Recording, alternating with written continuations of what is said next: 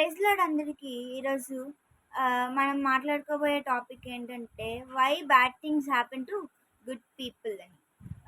ఈరోజు చూసుకుంటే చాలామందికి ఈ క్వశ్చన్ రైజ్ అవుతూనే ఉంటుంది. ఈ క్వశ్చన్ గురించి అందరూ ఎప్పుడు మాట్లాడుతూనే ఉంటారు. ఎందుకు నాకే ఎప్పుడు కష్టాలు వస్తాయి?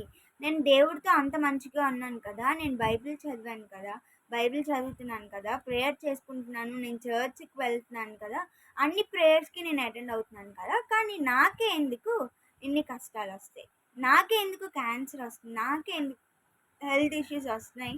నాకే ఎందుకు ఫైనాన్షియల్ క్రైసిస్ వస్తున్నాయి? నాకే ఎందుకు, నా పేరెంట్స్ ఎందుకు నేను కోల్పోయి ఇలా ఉన్నాను అని చాలా క్వశ్చన్స్, ఒక్కొక్కరికి ఒక్కొక్క క్వశ్చన్ రైజ్ అవుతూనే ఉంటుంది రోజుకి. అలాగే మనం బైబిల్లో చూసుకుంటే ఒక గొప్ప వ్యక్తి ఉన్నాడు. సేమ్ అలాంటి సిచ్యువేషన్తో బాధపడే ఒక గొప్ప వ్యక్తి ఉన్నాడు. ఆయనే యోబు. జాబ్ 1:1లో చూసుకుంటే, Job was blameless and upright, be feared God and shunned evil అని. అంటే జాబ్ మంచి మనిషి, దేవునితో బాగా జీవించేవాడు, దేవునిపై నమ్మకం ఉన్న ఒక గొప్ప వ్యక్తి. కానీ ఒకరోజు తన లైఫ్ అంతా మారిపోయింది. తన సంపద అంతా పోయింది, తన హెల్త్ పాడైపోయింది, తన వైఫ్ తన వదిలేసి వెళ్ళిపోయింది, తన ఫ్రెండ్స్ తన్ని ఏడిపించారు, హేళన చేశారు. నీ లైఫ్లో ఏదో సిన్ ఉంది కాబట్టే ఇలా జరిగింది అని అన్నారు. డబ్బున్నంతసేపు జాబ్తో వాళ్ళ ఫ్రెండ్స్ అందరూ అక్కడికి వెళ్దాం ఎక్కడికి వెళ్దాం అని జాబ్తోనే అన్నారు.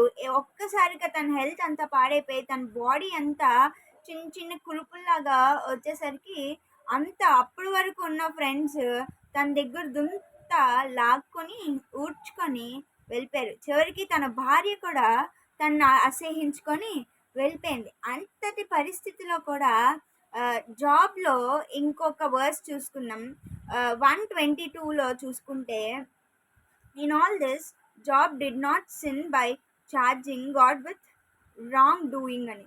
జాబ్ గాడ్ని బ్లేమ్ చేయలేదు, ఎందుకంటే తన సర్కమ్స్టాన్సెస్ కన్నా దేవుని మీద ఎక్కువ నమ్మకం ఉంది కాబట్టి. ఫ్రెండ్స్, మన లైఫ్లో కూడా ఇలాంటి పెయిన్ ఉంటాయి. కొన్ని క్యాన్సర్స్ అని కొంతమంది, పేరెంట్స్ లేరని కొంతమంది, ఫైనాన్షియల్ క్రైసిస్ వల్ల కొంతమంది, బిట్రేయల్స్ వల్ల కొంతమంది.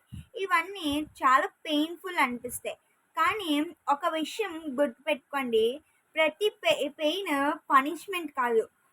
కొన్నిసార్లు గాడ్ మన పెయిన్ ద్వారా మన ఫెయిత్ని బిల్డ్ చేస్తాడు, మన క్యారెక్టర్ని స్ట్రెంగ్తెన్ చేస్తాడు, మన ఫ్యూచర్ టెస్ట్ మనీని ప్రిపేర్ చేస్తూ ఉంటాడు. Romans 8:20లో బైబిల్ ఇలా చెప్తుంది, and we know that in all things God works for the good of those who love him అని. బైబిల్లో గుడ్ థింగ్స్ అనే కాదు, ఆల్ థింగ్స్ అంటే మన టీయర్స్, మన ఫెయిల్యూర్స్, మన స్ట్రగుల్స్ కూడా గాడ్ పర్పస్లో ఒక పార్టే అవ్వచ్చు.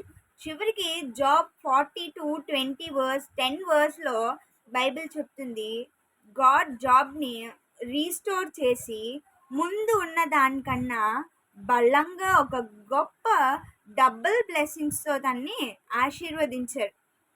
ఫ్రెండ్స్, మీరు ఇప్పుడు ఏ పెయిన్లో ఉన్నా సరే ఈ మెసేజ్ గుర్తుపెట్టుకోండి.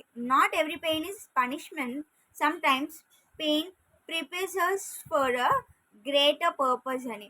గాడ్ మిమ్మల్ని మర్చిపోడు, మీ స్టోరీ ఇంకా కంప్లీట్ కాలేదు. ఇప్పుడు పెయిన్ ఉన్న రేపు గాడ్ రిస్టోరేషన్ అనేది కంపల్సరీగా మన జీవితాల్లో వస్తుంది. ట్రస్ట్ గాడ్ లైక్ జాబ్, ఎందుకంటే టెస్టింగ్ అలౌ చేసిన దేవుడు రైట్ టైంలో రీస్టోరేషన్ కూడా మీకు ఇస్తాడు. Praise the Lord. ఆమేన్.